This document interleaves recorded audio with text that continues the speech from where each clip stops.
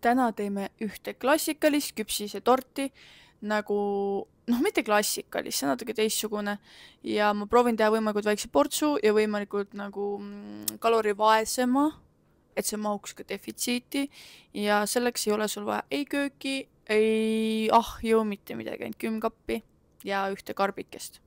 Kohvi siin juba aurab. Need küpsised, kuna mul ei ole paraku võimalust selgade ja mingi muude kandiliste küpsiste jaoks, nii et see ongi üks kõige kandse sisse. Näete minu peegeldus. Küpsised on mega väiksed, aga ajab asja ära. Pole kunagi proovin. Maitseb natuke nagu piparkukk. Paneme küpsised, leotame siia kohvi sisse, see on nii tuline. Ja panen karpi. Ma näitan teile ka kohe. Et ega neid küpsisid väga leotada ei saagi, need on väga läbi vettinud peale korraks kohvi sisse kastmist. Aga see selleks. Aga täiega piparkuki maitsega. Oleks võinud natuke muu maitsega olla, aga ma arvan. Nii täidiseks tuleb kreeka jogurt, aga ta on väga paks ja siis kokospalmisuhkur ja toorkakao. Proovin teha nagu vähem magusama, sest need küpsised on suht magusad. Nii, näete, need on nagu piparkoogilised, teinekord ma ei osta neid, võib-olla saab mingid valged küpsist. Mul on üks valged küpsised ka, aga appi, sest tuleb peaaegu nagu mingi toorjuustukook juba, aga ma ei tea. Nii, määrisin peale seda. Ta maitseb natukene nagu kakao ja hapukoore segu, mis on nagu meganjämma. Ja kuna mul maitseb natukene sellist nagu marjaselisust ka, siis ma võtsin ühe pisikese purgi vaarika moos.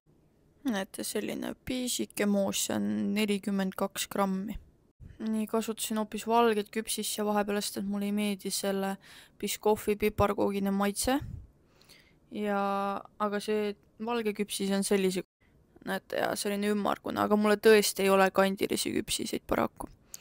Ja peab hakkama saama.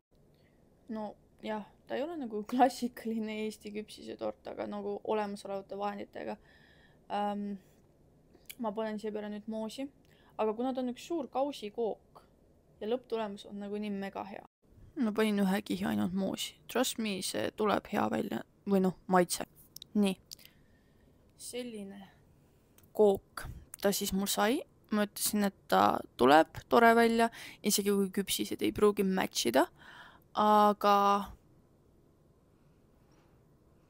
lõhnab jumalikult ja ma kohe arvutan ka kaloraaži kokku ja see läheb külmkappi siis 24 tunniks. Ütleme nii, et hommikuni. Kuna ma teen selle koogi ainult endale, kuna ma saan gluteeni süüa, siis mul on juuksed lahti, disclaimer. Ei ole nii, et mul on juuksed lahti ja teen teistele kooki ise endale. Ja kogu see kook on kokku umbes 1103 kilokalorit koos selle banaani ja nende šokolaaditükikestega.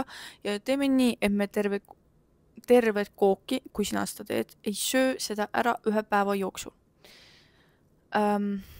Ma arvan, et ma söön selle ära niimoodi, et pool ja pool, ehk siis 550 ja 550 ühel päeval, siis teisel päeval võib-olla isegi jagan selle koogi 3, ehk siis söön kokku selle ära 3 päeva jooksul.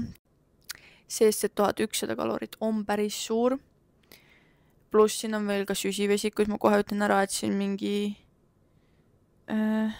valgukogusega see just ei hiilga, see ongi siuke mõnus treatment, mõnus treat, aga et see nagu jätkusuutlikult tarbid selle 3 päeva jooksul ära, siis on kaloraaž normis, siis on süsivesikud ja ka natuke suhkrut, et ei saaks liiga palju. Et ma ei pannud oma täidise sisse suhkrut, ainuke suhkur, mis siin on, siis on see, mis on küpsise sees ja siis ka see moos, aga seda läks ainult mingi 20 grammi. Seal on siis ka 10 grammi suhkrut ja siis banaan. Ja 3 päeva jooksul see ära süüa nokk, aga mitte nii, et 1 päev. Ja kõik on läinud